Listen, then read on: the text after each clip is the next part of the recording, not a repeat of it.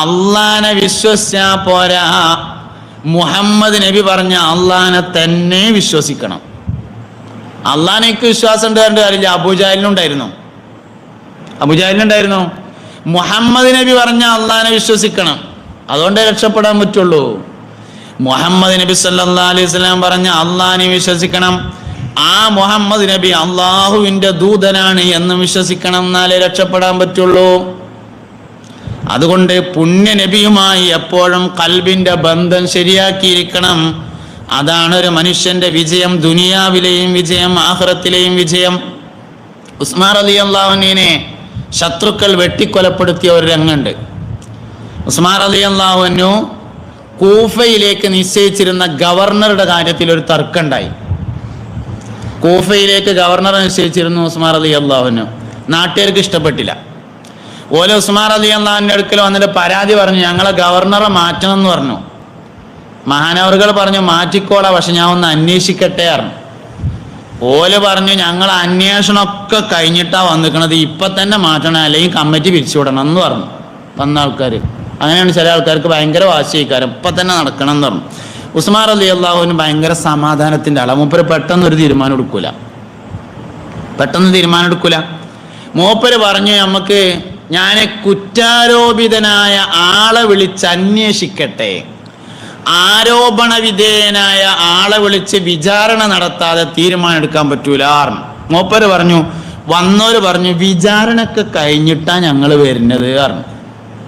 ഇനിയിപ്പോ ഒരു വിചാരണ ഒന്നും വേണ്ട, തീരുമാനം മതി പറഞ്ഞു. മൂപ്പര് പറഞ്ഞു, നടക്കൂല, തീരുമാനമാണെങ്കിൽ ചോദിക്കണം എന്ന് പറഞ്ഞു. ഇവരെന്ത് ചെയ്തു വെച്ചാല് ഉസ്മാൻ റളിയല്ലാഹു അൻഹുവിന്റെ എഴുത്തിന്റെ മാരത്തൊരു എഴുത്തുണ്ടാക്കി. മൂപ്പരുണ്ടാക്കും പോലെ എല്ലാ പട്ടാളക്കാർക്കും ഒരു എഴുത്ത്. 24-ാം തീയതി 5 മണിക്ക് എല്ലാവരും മദീനയിലെത്തണം. 24-ാം തീയതി 5 മണിന്ന് എൻ്റെ വക കൂട്ടിയതാണ്. അതിന് കത്തെഴുതി എല്ലാ പട്ടാളക്കാർക്കും എഴുതി വരണം തന്നെ. എന്താ പദ്ധതി? എല്ലാവരും കൂടി ഒരേ സമയത്ത് മദീനത്ത് വന്നാലേ ഒരുപാട് പട്ടാളക്കാരുണ്ടാവും. ഓലൊക്കെ വന്നിട്ട് ഓൽക്കിടയിൽ ഒരു അഭിപ്രായ വ്യത്യാസം ഉണ്ടാക്കിയാൽ ഓല് തമ്മ തച്ചിങ്ങാണ്ടാണ് തീർന്നോളും. ഇതാണ് പദ്ധതി. ഇത് മനസ്സിലാക്കി അലി റളിയല്ലാഹു അൻഹുവിനെ പോലെയുള്ള പ്രധാനികൾ ഉസ്മാൻ റളിയല്ലാഹുവിന്റെ അടുക്കൽ ചെന്നു. എന്നിട്ട് പറഞ്ഞു, ഉസ്മാനെ, ഞങ്ങൾ ഈ പെരന്റെ പിന്നിൽ കൂടെ അങ്ങനെ ഒരു വഴി ഉണ്ടാക്കി തരാം നിങ്ങൾക്ക്. നിങ്ങൾ അയിക്കൂടെ കടന്നുങ്ങാണ്ട് മക്കത്ത് പോയിട്ട് നിങ്ങളെ കുടുംബക്കാരുണ്ടവിടെ, ഓലെടുത്ത് സുഖമായിട്ട് ജീവിക്കണം.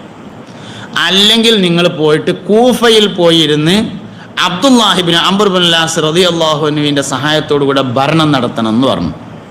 അലി റളിയല്ലാഹു അൻഹുവിനെ പോലെയുള്ള പ്രധാനികൾ. ഉസ്മാൻ റളിയല്ലാഹു അൻഹു പറഞ്ഞു, അള്ളാന്റെ റസൂല് ഉറങ്ങിക്കിടക്കണ മദീന വിട്ട് പോണ പരിപാടി കണ്ടില്ലാറും പോലാറും. ശത്രുക്കൾ എന്ത് ചെയ്തു അറിയോ? ഉസ്മാൻ റളിയല്ലാഹു അൻഹു താമസിക്കുന്ന വീടിന്റെ മതിലെടുത്ത് ചാടി.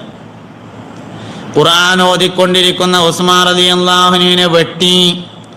രക്തം വാർന്ന് ഉസ്മാൻ റളിയല്ലാഹു അൻഹു കിടന്നു. ഭാര്യ സ്ഥലത്തില്ലായിരുന്നു. ഭാര്യ വന്നപ്പോൾ ഉസ്മാൻ റളിയല്ലാഹു അൻഹു വെട്ടുകൊണ്ട് കിടക്കുന്നത് കണ്ടു. രക്തം ഒഴുകിക്കൊണ്ടിരിക്കുന്നു. നോമ്പുകാരനാണ് സയ്യിദുനാ ഉസ്മാൻ. മഗ്രിബ് ബാങ്കിന്റെ സമയമായപ്പോ മദീന പള്ളിയുടെ മിനാരത്തിന്റെ ഭാഗത്ത് നിന്നൊരു ശബ്ദം കേട്ടു, ഉസ്മാനേ വെള്ളം വേണോ? മുസ്തഫ നബി തങ്ങളുടെ ശബ്ദം. അള്ളാന്റെ റസൂലിന്റെ കയ്യിൽ നിന്ന് വെള്ളം വാങ്ങി കുടിച്ച് നോമ്പ് തുറന്ന് വഫാത്തായി സയ്യിദുനാ ഉസ്മാൻ ഇബ്നു അഫ്ഫാൻ റളിയല്ലാഹു അൻഹു. നബി തങ്ങളുമായി ഖൽബിന്റെ ബന്ധം ഉണ്ടെങ്കിൽ അങ്ങനെയാണ്. അതാണ് ഒരു മനുഷ്യന്റെ വിജയം. റബീഉൽ അവ്വൽ അതിനാണ് പ്രചോദനമാകേണ്ടത്. എത്ര പറഞ്ഞാലും തീരൂല, എത്ര പാടിയാലും തീരൂല, തീരാത്തതാണ്. അതുകൊണ്ട് റബീഉൽ അവ്വല് മുസ്തഫ നബി തങ്ങളെ കുറിച്ച് പഠിക്കാനുള്ളതാണ്. അവിടത്തോടുള്ള ഖൽബിന്റെ ബന്ധം സ്ഥിരപ്പെടുത്താനുള്ളതാണ്. ബദരീങ്ങളെ എന്ന് പറഞ്ഞാൽ അതിൽ ഒന്നാമത്തെ ആള് മുഹമ്മദ് നബിയാണ് സല്ലല്ലാഹു അലൈഹി വസല്ലം. ഉഹുദീങ്ങളെ എന്ന് പറഞ്ഞാൽ അതിൽ ഒന്നാമത്തെ ആള് മുഹമ്മദ് നബിയാണ് സല്ലല്ലാഹു അലൈഹി വസല്ലം. അതുകൊണ്ട് എല്ലാ പ്രതിസന്ധികളെയും അതിജയിക്കാൻ മുഹമ്മദ് നബിയോടുള്ള ബന്ധം ഖൽബിൽ ശരിയാക്കണം. ഓൻ ഈമാനോടുകൂടെ മരിക്കുള്ളൂ. അവന് തവക്കുലുണ്ടായിരിക്കും, ഉറപ്പാണ്. അവന് ഇഖ്ലാസ് ഉണ്ടാവും, ഉറപ്പാണ്. ഓൻ്റെ സ്വഭാവം നേരാവും, ഉറപ്പാണ്. പഴയ ഉമറിന്റെ സ്വഭാവമല്ല പുതിയ ഉമറിന്, ആളൊന്നാണ്. പഴയ ഉമറും പുതിയ ഉമറും ചോര ഒന്നാണ്, നീരൊന്നാണ്, തൊലി ഒന്നാണ്, വലുപ്പം അത്ര തന്നെയാണ്, എല്ലാം കറക്റ്റാണ്. പക്ഷെ സ്വഭാവം രണ്ടെണ്ണാണ്. പഴയ ഉമർ മരത്തമ്മ കയറിയിരുന്നിട്ട് പുതിയ എണ്ണം ഉണ്ടാകുമ്പോൾ തുപ്പണ ആളായിരുന്നു, കല്ലെടുത്തെറിയുന്ന ആളായിരുന്നു, ക്ഷണിക്കാതെ കല്യാണത്തിന് പോയി ചോറ് കഴിക്കുന്ന ആളായിരുന്നു പഴയ ഉമർ. പുതിയ ഉമർ ആരാ? രാത്രി വീട്ടിൽ നിന്ന് ഇങ്ങനെ ഇറങ്ങി നടക്കുക. അപ്പോൾ ഒരു ഈത്തപ്പനത്തോട്ടത്തിൽ കുറേ ആൾക്കാരെ കാണുക. ഓല എടുത്തി എന്നിട്ട് ചോദിച്ചു, നിങ്ങൾ എന്തേലും കൊണ്ടുവരാനുണ്ടോ ചോദിച്ചു. ഓല പറഞ്ഞു, വെള്ളമില്ലായിട്ട് ആകെ ഇടങ്ങാറായിട്ടുണ്ട്, തുള്ളി വെള്ളം കിട്ടിയാൽ തിരക്കടില്ല പറഞ്ഞു. മൂപ്പര് പറഞ്ഞു, ഇവിടെ കിട്ടാൻ കുറച്ച് പ്രയാസം തന്നെയാണ്, നിങ്ങളടുത്ത് തോൽപാത്രം ഉണ്ടോ എന്ന് ചോദിച്ചു. ഉണ്ട് പറഞ്ഞു. ഓല എടുത്തു കൊടുത്തു. തോൽപാത്രമായിട്ട് മൂപ്പരാണ് പോയി. ആരാ വന്നതെന്ന് കച്ചവടക്കാർക്ക് അറിയില്ല. നേരം വെളുക്കാനായിട്ടും പോയ ആളെ കാണാനില്ല. ഉള്ള തോൽപാത്രം പോയി എന്ന് ഉറപ്പായി. വെള്ളയാണ് ഇതുവരെ ഇല്ലാതിരുന്നുള്ളൂ, തോൽപാത്രം പോയി എന്ന് ഉറപ്പായി. നേരം വെളുക്കാൻ കാലത്ത് തലയിൽ വെള്ളയേറ്റിങ്ങാണ്ട് മൂപ്പര് ഇങ്ങനെ വരുന്നുണ്ട്. ഇറക്കി വെച്ചു കൊടുത്തപ്പോൾ കച്ചവടക്കാർ പറഞ്ഞു, ഞങ്ങളിവിടെ വന്ന് താമസിച്ചതിലൊരു കാരണമുണ്ട് പറഞ്ഞു. അതെന്താ ചോദിച്ചു. ഇത് ഉമർ ഖത്താബിന്റെ ഭരണം നടക്കുന്ന നാടാണെന്ന് അറിഞ്ഞിട്ട് വന്ന് താമസിച്ചതാണ്. ഇവിടെ താമസിച്ചാൽ ഭക്ഷണത്തിനും വെള്ളത്തിനും ഇറങ്ങാറുണ്ടാവില്ല എന്ന് ഞങ്ങൾക്കറിയാം. പക്ഷേ ഞങ്ങളിവിടെ വന്നിട്ട് തുള്ളി വെള്ളം ചായിട്ട് ആകെ അടങ്ങാറായി. ജീവൻ നിലനിന്നത് നിങ്ങൾ വന്ന് വെള്ളം കൊടുന്നതുകൊണ്ടാണ് പറഞ്ഞു പോലെ. അതുകൊണ്ട് ഞങ്ങൾ നേരം വെളുത്തിട്ട് കുറച്ച് കഴിഞ്ഞിട്ടേ പോകുള്ളൂ. ഞങ്ങൾ രാവിലെ ഉമറിനെ ഒന്ന് കാണുന്നുണ്ട്, മൂപ്പരോട് ഈ വിവരം പറഞ്ഞിട്ടേ പോകുള്ളൂ പറഞ്ഞു. ആയിക്കോട്ടെ, നിങ്ങൾ എന്നിട്ട് പോയാൽ മതി എന്ന് പറഞ്ഞു മൂപ്പര്. അകത്തിന് പോയാൽ മതി പറഞ്ഞു. നേരം വെളുത്ത് സുബഹിക്കരിച്ചാൻ വേണ്ടി പള്ളികൾക്ക് പോയപ്പോൾ വിരുന്ന് പോകുമ്പോഴുന്ന വലിയൊരു കുപ്പായ ഉണ്ടായിരുന്നു, എടുത്താണ്ട് മേത്ത് കൂടെ ഇട്ടു. സുബഹിസ്കാരം കഴിഞ്ഞിട്ട് ചെരുവിൽ ഇങ്ങനെ ഇരുന്നപ്പോൾ കച്ചവടക്കാർ വന്നിട്ട് 4 ഡയലോഗ് ഉമറിൻ്റെ നാടാണെന്ന് കേട്ടിട്ട് ഞങ്ങളാ ഒരു ചെറുപ്പക്കാരൻ വന്നിട്ട് തുള്ളി വെള്ളം കൊടുക്കുന്നതുകൊണ്ട് ഇപ്പോൾ ജീവൻ നിലനിൽക്കുന്നുണ്ട് പറഞ്ഞു. ഫോട്ടോ എടുക്കലും സെൽഫി എടുക്കലും ഫേസ്ബുക്കിലും ഇടലൊക്കെ അവിടെ നിൽക്കട്ടെ, ഏറ്റവും ചുരുങ്ങിയത് ആ ഉമർ ഞാനാണ്, എനിക്ക് നിങ്ങൾ ദോരക്കൊണ്ടുവന്നേലും പറയണ്ടേ, അതും പറഞ്ഞുതരാ എന്നുള്ളതാണ് ഉമറിൻ്റെ മാറ്റം. ആ പഴയ ഉമറിൽ നിന്ന് പുതിയ ഉമറിലേക്കുള്ള മാറ്റേ മുഹമ്മദ് നബി സല്ലല്ലാഹു അലൈഹി വസല്ലമയോട് ഖൽബിന്റെ ബന്ധം ശരിയായപ്പോൾ ഉണ്ടായതാണ്. ഖാളി ഇയാദ് റളിയല്ലാഹു അൻഹുവിന്റെ കിതാബ് ശിഫയുടെ മുഖദ്ദിമയിൽ പറയുന്നുണ്ട്, ബഹുമാനപ്പെട്ട ഉമർ ഇബ്നുൽ ഖത്താബ് റളിയല്ലാഹു അൻഹു ഒരിക്കൽ പറഞ്ഞു, മുസ്തഫായ നബിയേ, എൻ്റെ വാപ്പ ഖത്താബ് ഇസ്ലാമിലേക്ക് വരുന്നതിനേക്കാൾ നിങ്ങളുടെ എളാപ്പ അബൂ താലിബ് ഇസ്ലാമിലേക്ക് വരുന്നതാണ് എനിക്ക് ഏറ്റവും കൂടുതൽ ഇഷ്ടം നബിയേ.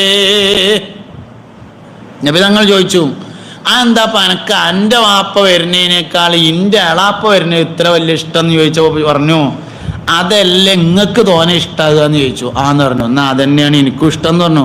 മക്കം ഫതഹിന്റെ സമയത്താണ് സിദ്ദീഖുൽ അക്ബറിന്റെ വാപ്പ മുസ്ലിമാണത്, അബൂ ഖുഹാഫ ഉസ്മാൻ എന്നായിരുന്നു മഹാനവറുകളുടെ പേര്.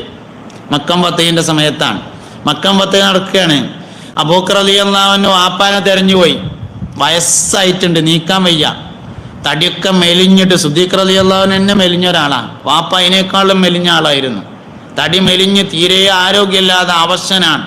വാപ്പാന്റെ കയ്യും പിടിച്ചിട്ട് സയ്യിദുനാ അബൂബക്കർ സിദ്ദീഖ് റളിയല്ലാഹു അൻഹു നബി തങ്ങളുടെ ഹദറത്തിലേക്ക് ഇങ്ങനെ വന്നപ്പോൾ പൊന്നാര നബി തങ്ങൾ ചോദിച്ചു, അബൂബക്കറെ അനക്കൊന്ന് വിവരം പറഞ്ഞാൽ മതിയായിരുന്നില്ലേ, ഞമ്മക്ക് അങ്ങോട്ട് പോകായിരുന്നല്ലോ. ഏതായാലും കൈ പിടിച്ച് ബയ്യത്ത് ചെയ്ത് ഷഹാദത്ത് കലിമ ചൊല്ലിയേക്കിനെ അബൂബക്കർ സിദ്ദീഖ് റളിയല്ലാഹു അൻഹു കരഞ്ഞു.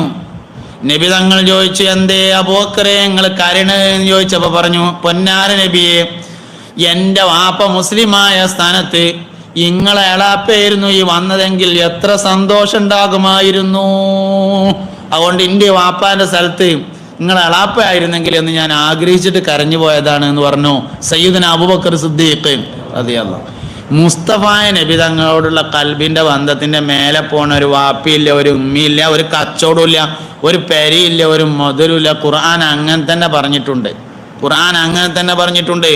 എല്ലാറ്റിനേക്കാളും നബി തങ്ങൾ മേലെയാകുമ്പോഴാണ് വിജയിക്കുക. പെരപ്പണി കഴിഞ്ഞു, ടൈൽസൊക്കെ ഇട്ടു, ഫർണിച്ചറൊക്കെ വാങ്ങി, ലൈറ്റൊക്കെ ഫിറ്റ് ചെയ്തു, AC ഒക്കെ വെച്ചു.